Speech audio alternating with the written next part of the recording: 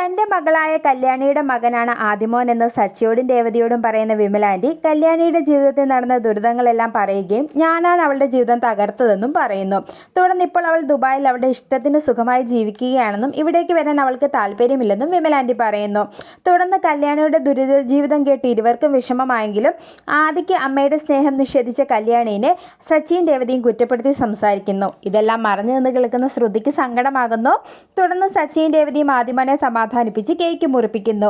ഇതിനിടയിൽ ആരും അറിയാതെ ശ്രുതിനെ വിളിക്കുന്ന അമ്മയോട് എത്രയും പെട്ടെന്ന് സച്ചിനെയും രേവതിനെ പറഞ്ഞുവിടാൻ ശ്രുതി പറയുന്നു. ഇതോടെ അമ്മ ആകെ ധർമ്മസങ്കടത്തിലാവുന്നു. പിന്നീട് നിങ്ങൾക്ക് എന്ത് പ്രശ്നമുണ്ടെങ്കിലും ഞങ്ങൾ ഒപ്പം ഉണ്ടാകുമെന്ന് പറഞ്ഞ് സച്ചിൻ രേവതിയും വിമലാൻറ്റിയോട് യാത്ര പറഞ്ഞ് അവിടെ നിന്നും പോകുന്നു.